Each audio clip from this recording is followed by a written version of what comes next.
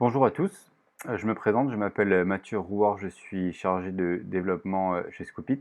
Donc merci d'être présent pour ce webinaire durant lequel nous allons donc parler Content Intelligence, orienter Content Marketing et surtout voir ce que ça peut vous apporter justement en termes de contenu, avoir des meilleurs contenus, avoir des résultats qui soient assurés, d'améliorer justement ces résultats-là.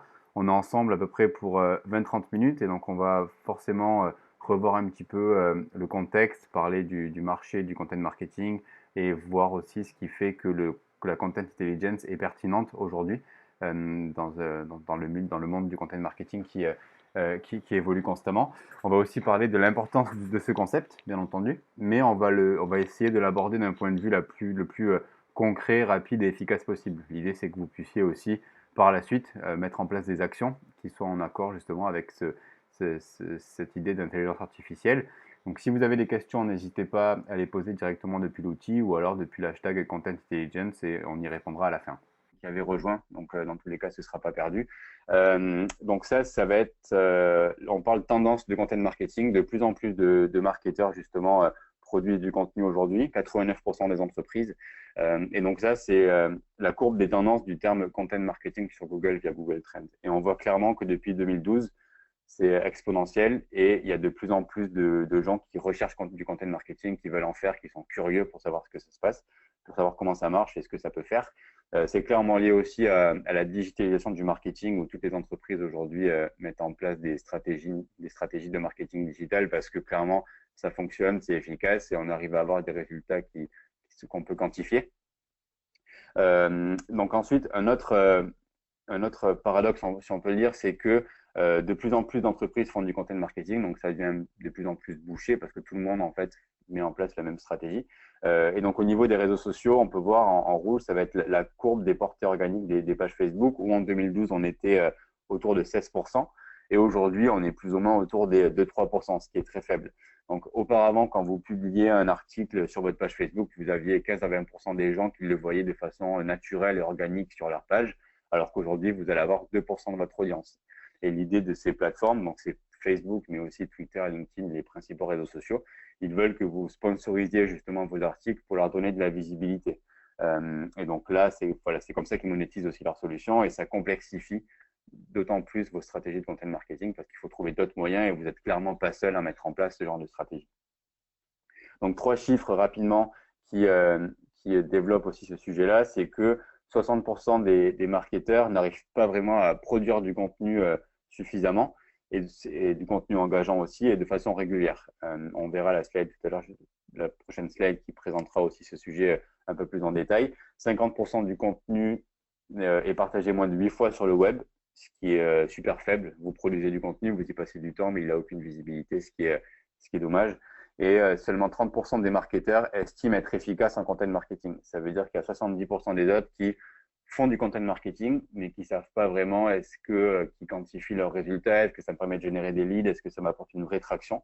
Donc ça aussi, c'est un gros sujet. L'idée, c'est pas de pas. On voit que c'est compliqué, mais c'est pas non plus dramatique, parce qu'on va voir aussi peut-être quelles sont les solutions d'intelligence artificielle qui vous permettent justement d'avoir du succès et peut-être d'être plus efficace au quotidien avec votre contenu. Donc, ce que je vous disais sur le côté publier plus et publier mieux, deux statistiques rapides où à gauche, c'est une étude d'HubSpot qui montre que quand on passe de 2 à 16 articles de blog par mois, donc on augmente clairement le volume de contenu, on génère 4,5 fois plus de leads. Donc, il y a clairement une corrélation entre le volume d'articles que vous faites toutes les semaines et le nombre de leads que vous allez générer. Donc, ça, c'est une chose, mais il ne faut pas produire non plus n'importe quel contenu dans le sens où, sur le côté qualitatif des contenus, les 10 meilleurs sites référencés sur un sujet sur Google donc, vont récupérer 70% des visites. Donc, clairement, quand vous produisez un article, si vous n'avez pas un bon score de SEO, si vous n'êtes pas visible sur Google, votre contenu ne fonctionnera pas. Donc, là aussi, il y a clairement un paradoxe sur le côté comment je peux produire plus d'articles de blog et comment je peux produire des meilleurs articles de blog aussi au quotidien, en sachant qu'on on a certainement pas tous des ressources illimitées pour faire tout ça. Donc ça, c'est un schéma du cycle de vie du contenu qu'on aime bien utiliser chez Scoopit. On essaie vraiment de standardiser la méthodologie du content marketing pour justement essayer d'être dans les 30% des marketeurs qui ont clairement du succès avec le content marketing. Vous pouvez, si vous souhaitez en savoir plus sur cette partie-là, on a fait pas mal d'articles de blog, des webinars, vous pouvez le taper dans Google, vous trouverez tout ça. Et donc voilà, que ce soit dans un premier temps sur la définition de la stratégie, sur la planification, la production, la promotion, l'analyse et l'amplification du contenu, il y a pas mal de travail à faire. Et le content marketing, ça ne se résume pas uniquement à produire du contenu, mais il y a d'autres tâches aussi qu'il faut mettre en place pour réussir à atteindre ses objectifs.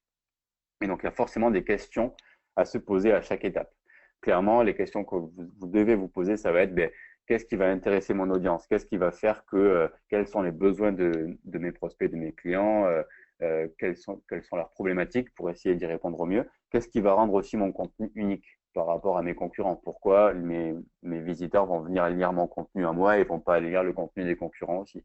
Comment optimiser mon contenu quand je vais le produire? Est-ce que je l'ai bien rédigé? Est-ce que en termes de lisibilité, j'ai fait ce qu'il faut? Est-ce que j'ai le bon temps, le bon style aussi pour plaire à mon audience, plaire à mon auditoire? Sur la stratégie de partage aussi, il y a des dizaines de possibilités de partage en fonction des réseaux sociaux que vous allez utiliser, en fonction des jours, des heures de publication. Est-ce que vous repartagez plusieurs fois sur plusieurs semaines? Est-ce que vous faites via des newsletters? Donc voilà, il faut aussi se poser ce genre de questions.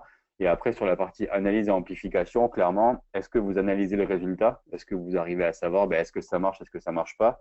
Est-ce que vous avez le taux de conversion peut-être sur chacun de vos articles? Si oui, qu'est-ce que vous en faites? Donc voilà, est-ce que vous amplifiez le contenu qui fonctionne bien en le repartageant? Est-ce que vous modifiez les contenus qui fonctionnent pas trop? Donc ça, c'est toutes ces questions à se poser. Et aujourd'hui, on a des données qui répondent à ces questions justement, mais qui sont souvent assez basiques dans le sens où vous allez peut-être regarder, ok, je vais voir le volume de mots-clés sur tel ou tel sujet, je vais voir ce que mes concurrents vont faire. Je vais aussi voir les contenus peut-être les plus partagés sur les réseaux sociaux pour voir un petit peu ce qui va buzzer. D'un point de vue SEO, j'ai forcément ma petite checklist pour voir si j'ai bien tout fait. Je vais aussi voir quel est le taux d'ouverture de mes emails. Est-ce que j'ai un taux d'engagement qui est satisfaisant sur mes réseaux sociaux? Même chose sur la partie analyse. Est-ce que mon contenu est bien ranké au niveau de Google? Est-ce que j'arrive à analyser avec Google Analytics ou autre la performance? Et si je fais un petit peu de paid, de sponsor, si vous sponsorisez vos articles sur les réseaux sociaux, est-ce que le coût par clic est satisfaisant, etc. Donc ça, c'est plein de données qu'on va récupérer. Il faut toutes les utiliser, mais le sujet, c'est que ça vous guide pas vraiment à avoir du succès. En fait, vous n'allez pas avoir de vraies recommandations sur quoi faire justement une fois que vous avez analysé vos données. Et donc ça, c'est aussi un sujet parce que du coup, vu que vous avez plein de tâches à faire, on le voit aussi avec toutes ces parties, vous n'avez pas le temps sur chacune des données d'aller y réfléchir, d'analyser, de voir des recommandations aussi sur ces axes-là. Et pour aller un petit peu plus loin sur la partie données, justement, ce qui fera le lien avec l'intelligence artificielle, toutes les entreprises ou de plus en plus d'entreprises aujourd'hui sont équipées avec des logiciels marketing, que ce soit avec un CMS, un outil de marketing automation, un outil pour gérer vos réseaux sociaux, un outil d'emailing, d'analytics. En anglais, on appelle ça le marketing stack. Vous allez forcément, tous ces systèmes vont vous aider sur plusieurs aspects, mais ils vont surtout vous amener de plus en plus de données, que ce soit sur votre CMS ou avec Google Analytics aussi, qui est une mine de données sur les réseaux sociaux ou autres. Vous avez plein de données, mais comme on le disait, ces données, sont souvent compliquées à analyser, ça peut être aussi super chronophage. Donc il y a un sujet aussi à ce niveau-là sur savoir comment utiliser au mieux toutes ces données que je vais récupérer pour être efficace au quotidien. Et donc là, on peut faire le lien avec l'intelligence artificielle, dans le sens où autrefois, on n'avait pas autant de données. C'est-à-dire que les marketeurs n'avaient pas autant de logiciels marketing avec des données. Et là, le sujet, c'est que vous pouvez aujourd'hui justement entraîner les ordinateurs en fait avec des données, vous leur donnez des données pour ensuite que ces ordinateurs puissent faire des actions et vous proposer des recommandations au quotidien pour vous dire, OK, j'ai regardé telle ou telle donnée, la recommandation, c'est de faire ça, ça, ça, justement, pour être plus intelligent et avoir du succès dans ce que vous faites. Si on peut définir le terme de content intelligence, c'est quand même le sujet du webinaire, donc qui est fortement lié. On parle aussi d'intelligence artificielle, mais les deux sujets sont clairement liés. La content intelligence, ça va être donc une technologie qui vous apporte des données et des idées pour améliorer les résultats de votre contenu. Donc, on est vraiment là pour être plus intelligent, en fait. On a beaucoup parlé aussi chez Scoopit de content marketing automation, d'automatisation, où l'idée, c'était plus de faire gagner du temps, d'aller automatiser tous les workflows, voilà, toutes les distributions autour du contenu. Là, on est là pour vous aider à être plus intelligent donc, et à tous les cycles de vie du contenu, comme vous voyez précédemment sur le côté stratégie, distribution, production, analytics, etc. On verra tout à l'heure des petits points qui vous permettront justement sur chacune des tâches de voir comment être plus intelligent au quotidien, quoi. Donc ce terme d'intelligence artificielle, c'est pas ce que beaucoup de gens en fait espèrent, craignent ou survendent aussi. On fabule beaucoup sur le terme et voilà, en gros, on parle de la robotisation, etc. Comme quoi ça va détruire des emplois. On joue aussi sur la peur parce que ça apporte pas mal de clics sur les articles. Mais c'est pas forcément ce que les gens croient. On va voir justement, l'idée c'est de voir ça de façon concrète sur le content marketing, ce qu'on peut faire au quotidien. Et ça, c'est une citation assez intéressante d'un influenceur américain justement qui explique ça, qu'en gros, si une personne peut faire une tâche mentale en moins d'une minute, voire en quelques secondes, on peut sans doute l'automatiser avec de l'intelligence artificielle, que ce soit maintenant ou plus tard. Donc, c'est pas mal d'avoir cette logique, de garder cette logique et au quotidien, quand vous dites, ben ouais, en gros, toutes ces tâches, je les fais en 30 secondes, donc on peut sans doute les automatiser et il y a un sujet à ce niveau-là, quoi. Et clairement, en content marketing, il y a beaucoup de tâches mentales que vous effectuez au quotidien. Typiquement, quand vous allez, qui sont faciles à faire et qui au final n'ont pas de grande valeur ajoutée. Quelle est la thématique de cet article? Quand vous lisez un article en 10 secondes, vous savez quelle est la grande thématique de cet article-là. Quand vous allez sur Google Analytics, vous voyez est-ce que mon trafic s'améliore, est-ce que ça descend, est-ce que ça monte, quelles sont les tendances. Ça aussi, c'est évident pour vous, vous le faites tous les jours. Quel nouveau contenu a été publié cette semaine sur tel ou tel mot-clé quand vous faites de la veille, etc. Quand vous allez sur vos outils, vous pouvez voir en quelques secondes quels sont les nouveaux articles qui sont sortis. Et quand vous rédigez des articles, est-ce que les mots-clés que je cible sont dans mon prochain article? Typiquement, voilà, est-ce que le mot-clé revient régulièrement sur votre article? Est-ce que vous l'avez mis dans votre titre, etc. Ça, c'est souvent des réflexes. Mais vu que vous avez beaucoup de choses à faire aussi, toutes ces petites tâches font que ça reste assez chronophage au quotidien. Et l'idée d'utiliser l'intelligence artificielle, c'est que ça peut faire chacune de ces tâches. Et la valeur que ça peut apporter, c'est que ça peut en faire plusieurs à la fois, justement pour les combiner et forcément avoir que ce soit plus pertinent aussi dans vos actions quotidiennes. Typiquement, quelles sont les thématiques traitées par les articles que j'ai découverts qui parlent de content marketing et qui ont été publiés sur les 30 derniers jours? Ça, c'est le genre de réponse qu'un outil peut vous fournir. Y a-t-il des corrélations entre la performance de certains articles et d'autres paramètres à prendre en compte? Bon, peut-être que j'ai pas mal performé sur mes articles, sur ces articles-là, et je vais me rendre compte que je les ai partagés 15 fois sur mes réseaux sociaux. Donc, il y a peut-être un lien entre la partie distribution et la partie génération de leads. Donc voilà, ça c'est le genre de recommandations ou de données que peut vous donner l'intelligence artificielle. Et faire ça à la main, ça serait clairement hyper chronophage et aussi assez ennuyeux pour vous, mais ça ne l'est pas pour un ordinateur et c'est ce qui est génial.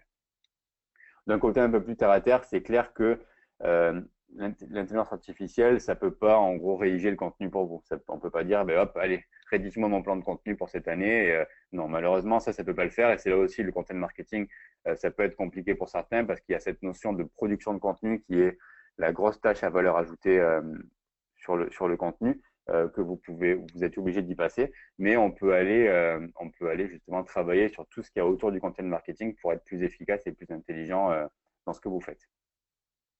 Donc là, on va passer sur une partie beaucoup plus concrète où en fait on va traiter 5 points où là en fait la content intelligence peut faire de vous un meilleur marketeur. Donc on va les lister une à une toutes ces tâches-là et à chaque fois on va voir ce qui est fait de façon historique, ce que vous faites sans doute vous aujourd'hui et ce qui se fait ou ce qui va se faire sur le sujet. Comme ça, vous aurez un petit peu à chaque fois des perspectives sur l'évolution que va avoir l'intelligence artificielle sur ces 5 axes. Le premier axe, donc, ça va être la curation de contenu, ce qui est le métier historique de Scoopit, justement. Vous nous connaissez sans doute pour ça, c'est ce qu'on fait depuis plus de 5 ans aujourd'hui. Mais donc, l'idée de la curation de contenu, c'est d'aller automatiser la découverte de contenu au quotidien. Donc, que ce soit avec des outils comme Scoopit, bien sûr, mais Feedly, Trapit ou Curata. C'est souvent assez complexe parce qu'en fait, il y a une partie configuration à appréhender. Donc, que ce soit sur des outils type Feedly, Curata ou Trapit, vous allez devoir configurer vos sources. Vous allez devoir ajouter des flux RSS pour justement voir un petit peu ce qui se passe et voilà, pour configurer les sources. Vous avez sans doute des blogs ou des sites web avec des flux RSS que vous allez agréger. Ça peut prendre du temps. Sur Scoopit, c'est optionnel, mais vous allez aussi devoir configurer des mots-clés. dans les langues que vous souhaitez découvrir. Il y a une partie configuration des mots-clés.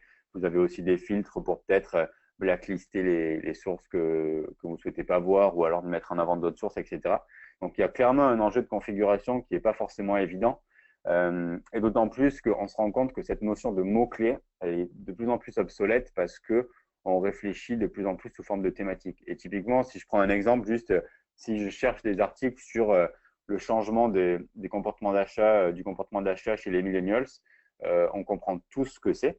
Mais en fait, si je dois le retranscrire en mots-clés, c'est sans doute assez complexe, dans le sens où millennials, c'est sans doute beaucoup trop large, comportement d'achat, c'est peut-être trop restreint.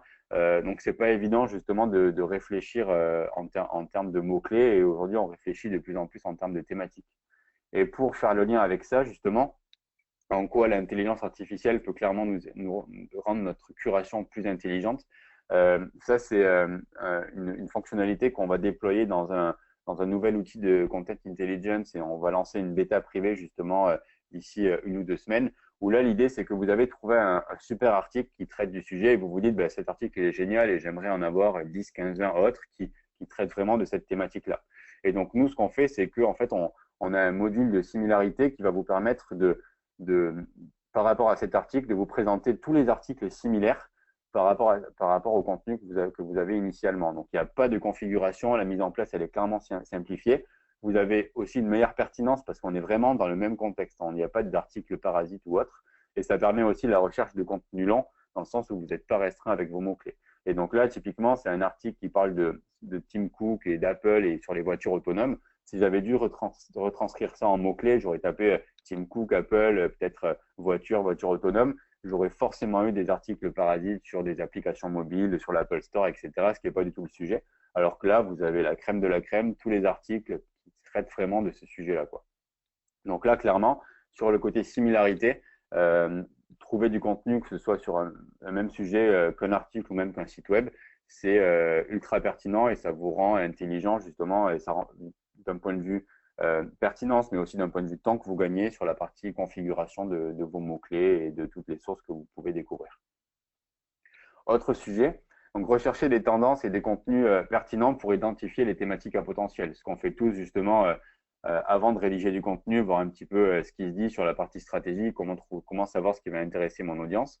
Nous, on a beaucoup fait d'articles justement d'un point de vue génération de leads sur toute la partie stratégie et je vous invite à aller sur notre Resource Center ou sur notre blog aussi. Il y aura un lien à la fin du webinaire où on a fait des articles, des e-books, etc. Car ça reste un sujet assez complexe. Mais sur la partie inspiration aujourd'hui, comment ça se passe? Donc, j'imagine qu'on fait plus ou moins tous la même chose.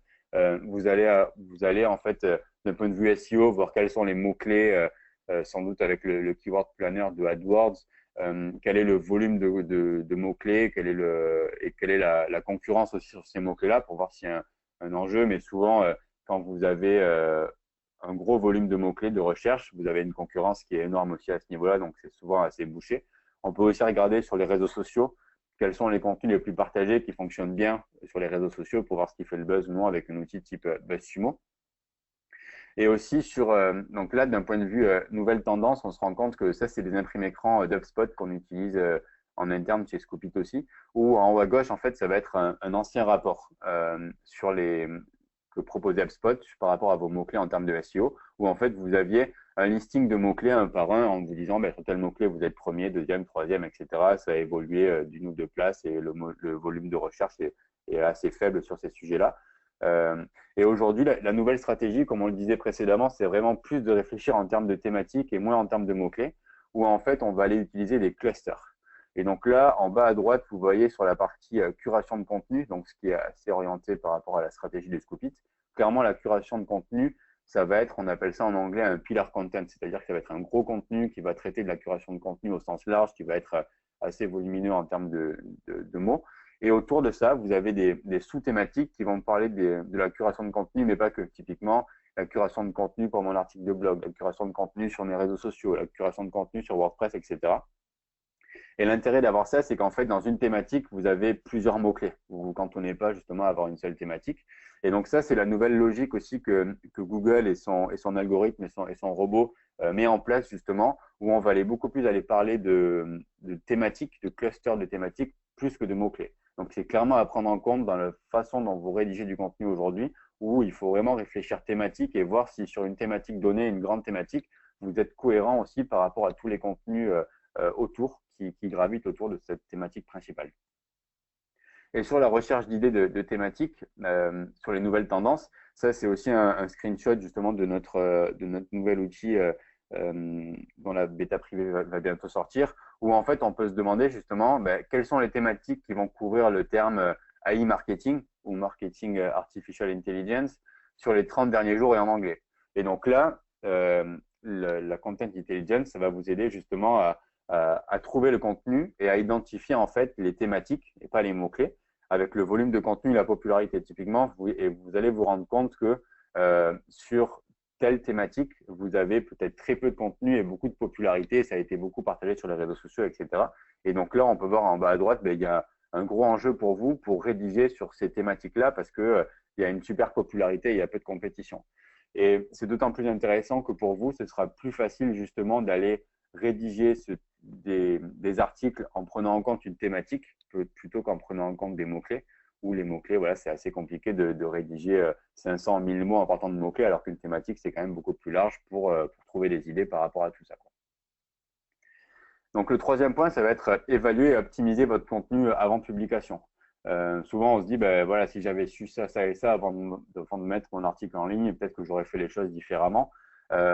Souvent, ce qu'on fait aujourd'hui, c'est qu'en fait, on va avoir une checklist SEO, par exemple avec un outil type Yoast, si vous utilisez WordPress, qui est un plugin super intéressant, vous allez avoir en fait comme une checklist de toutes les règles à respecter sur les métadatas techniques. Donc, type, est-ce que vous avez mis un mot-clé, est-ce que le mot-clé est présent dans votre texte, est-ce qu'il est cohérent avec votre titre, votre description, etc. Donc ça, c'est bien. Et puis, vous avez une petite couleur, si c'est super, c'est vert, si c'est moyen, c'est orange, ou c'est rouge, si c'est pas du tout bon. Donc ça vous guide aussi un petit peu sur la partie SEO. Sur le content marketing, il y a moins de checklist. Vous pouvez peut-être avoir un document Excel avec les bonnes pratiques, mais ça reste assez basique et en gros, c'est rien de plus qu'un fichier Excel que vous pouvez un petit peu mettre à jour. Voilà, mais il n'y a pas beaucoup de valeur ajoutée derrière tout ça pour le moment. Et donc ça va être deux outils super intéressants pour voilà, évaluer le contenu avant publication avec Atomic AI justement, qui est un outil plus pour les PME qui vous permet d'évaluer le contenu pour voir en fait le potentiel de lecture. Donc en gros, par rapport à vos thématiques, ils vont vous dire vous avez un potentiel de temps de lecteur et ça va aussi noter votre contenu par rapport justement au nombre de mots, aux images que vous avez mis, etc. Et vous proposer les suggestions d'édition. Donc, ils peuvent vous dire, moi, je ferai plus ça comme ci, comme ci, comme ça. Donc, c'est super intéressant d'utiliser ça pour vraiment avoir du contenu qualitatif qui va sortir sur votre blog. Et aussi Acrolinks, qui est plus une solution orientée entreprise, en fait, qui va aller évaluer les brouillons que vous avez mis en place pour vous proposer des performances prédictives, que ce soit voilà, sur la consistance, le ton, le style, les mots-clés utilisés, etc., sur vos articles. Et du coup, vous obtenez aussi là des modifications correspondantes pour savoir est-ce que le ton, le style que vous avez employé est cohérent par rapport à votre cible. Nous, on aurait utilisé tel ou tel mot à la place de ce mot-là par rapport au champ lexical, etc. Donc là, voilà, c'est vraiment des outils qui vont utiliser de l'intelligence artificielle pour être plus intelligents sur la partie production de contenu. Sur la partie analytics, quatrième et avant-dernier point, donc comment faire pour rédiger des tableaux? Parce que des données, on utilise tous Google Analytics aujourd'hui. Donc, il y a énormément de données. C'est aussi parfois une usine à gaz tellement il y a de choses à voir et l'ergonomie change souvent du tout au tout. Donc, voilà, je pense qu'on est beaucoup à utiliser l'outil peut-être à 50% et de pas vraiment voir tout le potentiel que ça peut avoir parce qu'il y a tellement de choses. On le voit justement sur l'imprimé écran à doigt, toutes les catégories, sous-catégories, etc. Mais ça apporte des données et c'est clairement un trésor de données.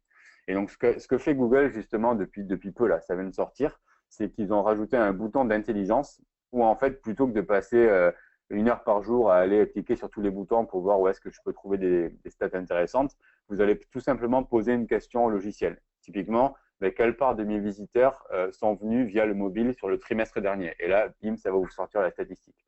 Donc ça, c'est super intéressant et vous pouvez faire ça sur toutes les données. Et donc, ça vous fait clairement gagner beaucoup de temps. Et vous pouvez aussi obtenir des alertes En gros, quand des problèmes ou des opportunités sont détectés, on va vous envoyer un petit mail ou vous mettre une alerte sur votre solution. Donc ça, voilà, Google aussi s'y met clairement sur la partie intelligence pour faciliter l'accès à son logiciel, qui est voilà, un trésor de données, ça c'est clair. Et sur la partie reporting, justement, parce que c'est pas forcément évident et on doit tous faire des reporting, que ce soit à nos boss ou aux clients ou même en interne ou auprès des collaborateurs. Ça, c'est un outil qui s'appelle Queen Engage, en fait, qui va aller générer des rapports automatiquement. Donc, en se greffant à votre Google Analytics, ça va générer des rapports automatiquement. Et tous les jours, toutes les semaines, tous les mois, vous recevez par email ou Google Doc un rapport où en fait vous avez concaténé tous les chiffres et hop, vous avez le rapport qui sort comme ça directement. Donc, ça vous fait gagner pas mal de temps. C'est super efficace. Et voilà, ça donne aussi pas mal de valeur ajoutée à votre travail de récupération de données au quotidien, quoi. Donc, dernier point qui va être la bibliothèque de contenu, comment l'auditer. On sait tous qu'on doit le faire, mais clairement, je pense qu'on est beaucoup à pas avoir le temps de devoir un petit peu faire un état des lieux sous forme aujourd'hui de documents Excel, où l'idée, c'est d'aller faire un inventaire de tous les contenus, de voir, de mettre tous mes articles de blog, ensuite de noter la performance, combien de fois il a été partagé, combien de leads j'ai pu générer, quel est le nombre de vues, etc. Savoir quel type de format, est-ce que c'est un article de blog, un e-book, un webinar ou autre. Quel est l'historique de distribution, combien de fois je l'ai distribué, sur quels réseaux sociaux, etc. Donc ça, c'est super de le faire, mais vous imaginez toutes les données à la main qu'il faut rentrer. Et surtout, une fois que vous l'avez fait, si vous faites 2 articles par semaine, il faut le mettre à jour quotidiennement. Donc ça, c'est super compliqué de le faire, même si ça a, je pense, pas mal de valeur ajoutée. Et donc, nous, ce qu'on a mis en place, c'est un module de notre solution Scopit Content Director, donc qui est en fait un module d'intelligence aussi. Donc ça, c'est le screenshot que vous voyez ici, où depuis plus d'1 an, on a mis en place ça. En fait, on va aller récupérer votre bibliothèque de contenu en synchronisant tous vos contenus. On va prendre en compte l'historique de distribution, les analytics, les leads que vous avez pu générer, etc. Et on va vous faire des recommandations. Donc typiquement, si vous avez des articles qui justement, par exemple, après on peut aussi le configurer, mais à chaque fois que vous partagez tel article sur les réseaux sociaux, on a fait des statistiques et on s'est rendu compte que vous aviez 30 vues sur votre blog à chaque fois qu'il y a un partage qui est fait. Donc, on va vous dire, c'est trop dommage de ne pas le repartager d'autant plus parce qu'on sait qu'à chaque fois que vous le partagez, vous avez beaucoup de vues sur votre blog.